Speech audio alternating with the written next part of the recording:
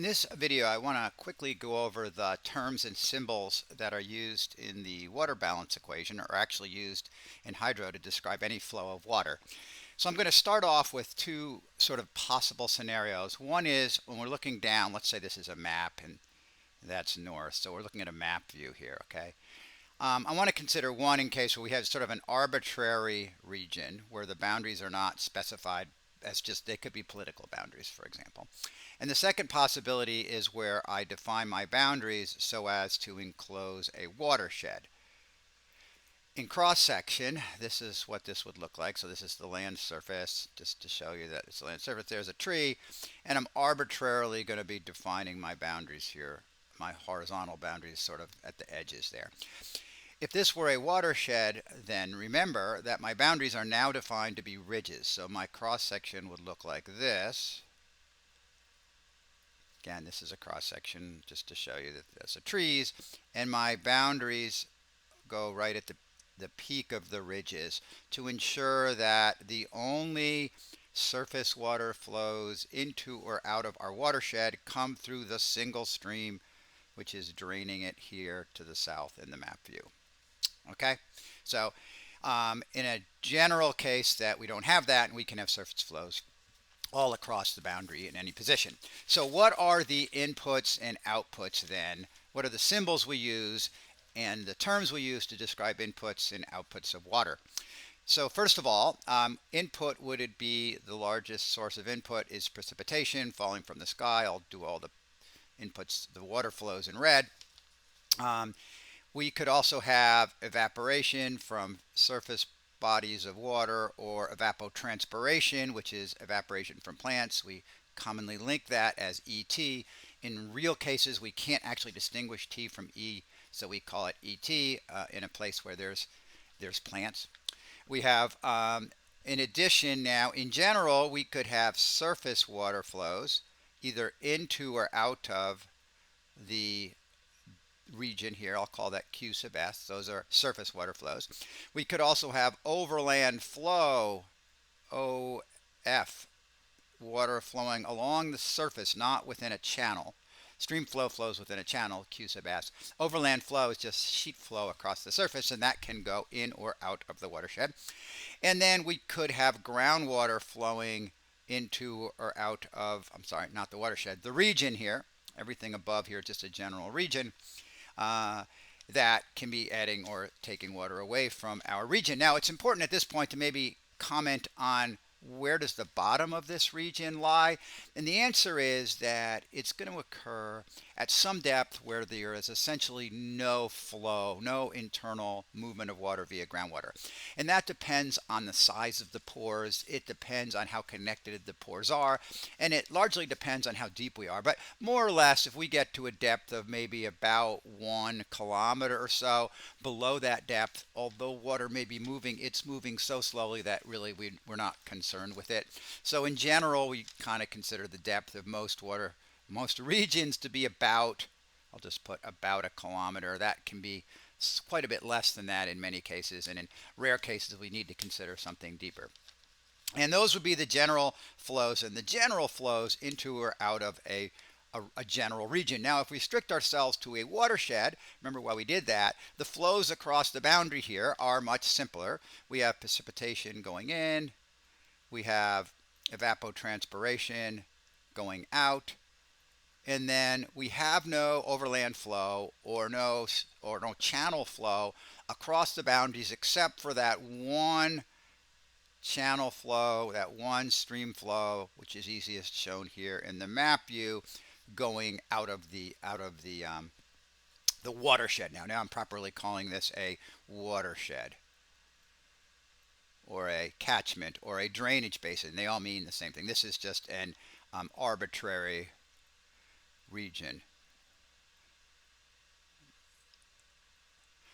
And in addition, of course, even within the watershed, even though normally the groundwater sort of imitates the surface water, it is possible to have groundwater flowing either into or out of our watershed.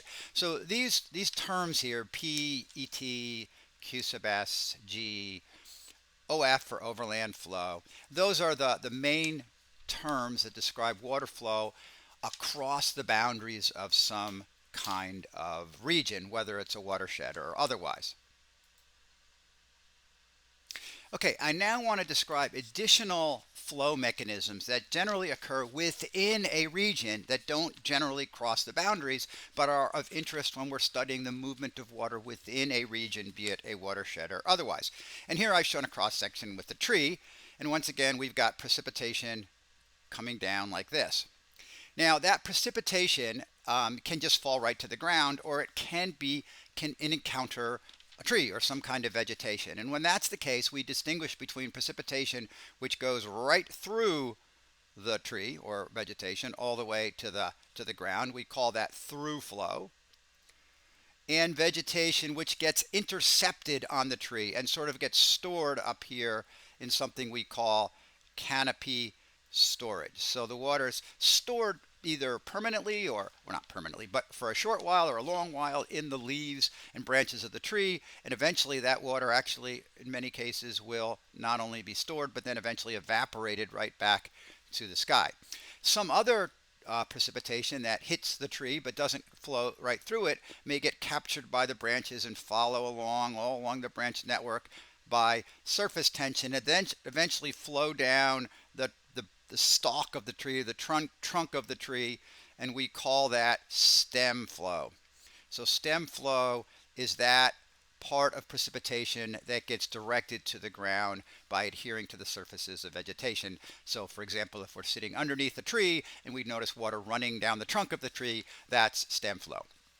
Once that water hits the ground, it actually has several paths it can take. We've already talked about this one because it can actually carry water across the boundaries, but it can run across the surface of the ground as overland flow, or it can enter into the unsaturated zone. We'll talk about this more later. This is called infiltration, and it's the passage of water from the surface into that zone of the soil above the water table where the soil is not saturated with water.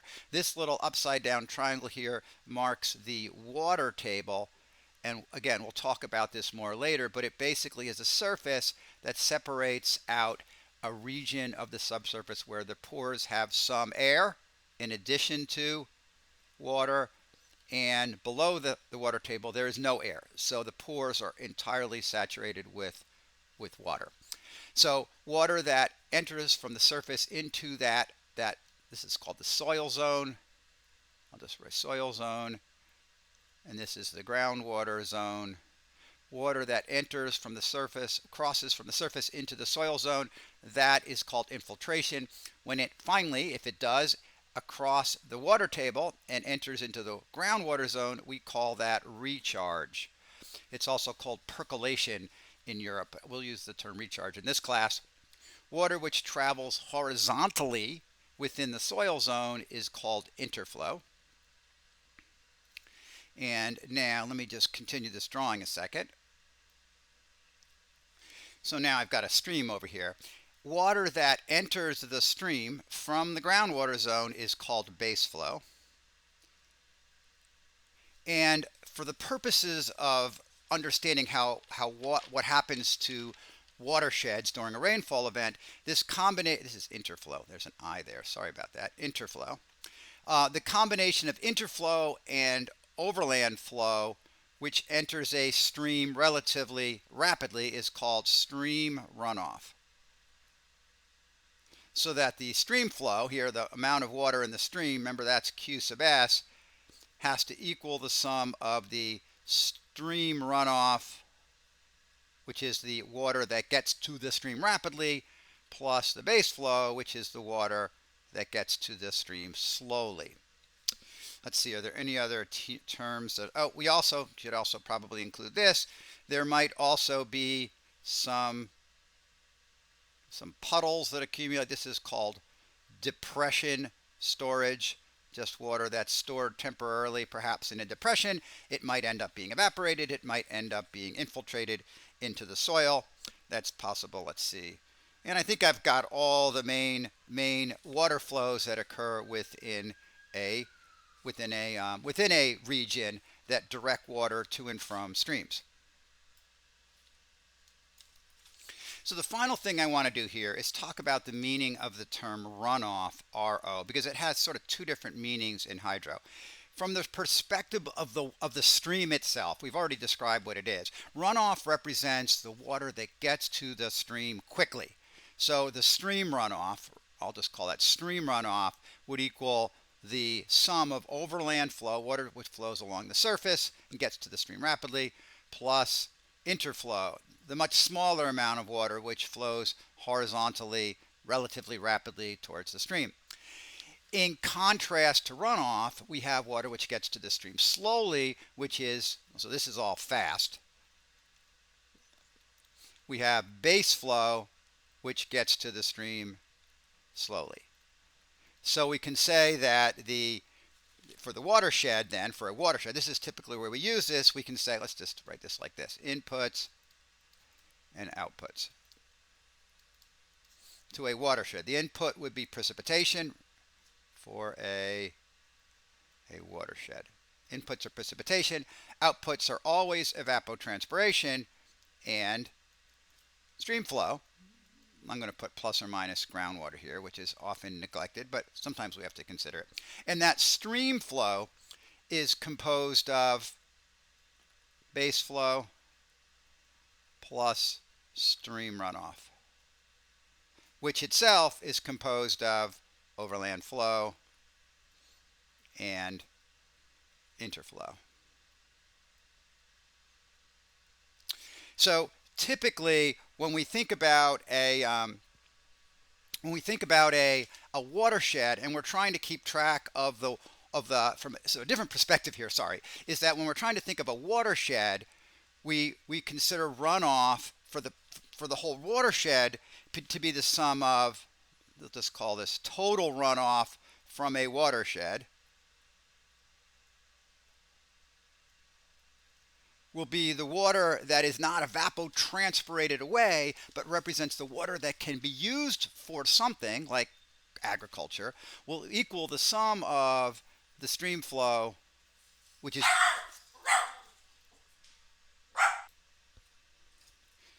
sorry, my dog got a little excited there and I had to, had to shut her up. So again, so if I'm thinking about from the purposes of an entire watershed and the amount of usable water, water falls as precipitation, it evaporates as evapotranspiration, and what's left over represents the usable water. And that is essentially equal to the stream flow, which then is equal to, as we've said, the storm runoff plus the base flow. So regardless of how the water gets to the stream, it is in theory usable water within the watershed. So we'll often refer to the total runoff for a watershed as equal to the sum of the stream runoff and base flow. The distinctions of the different types of runoff and the meaning of that will become clearer when we focus on watershed processes, and specifically when we're thinking about how we predict the response of a stream to a rainfall event when we're concerned about the rapid flow of water into the stream, which is stream runoff. So if that's a little unclear right now, just don't worry about it. It will become much clearer later.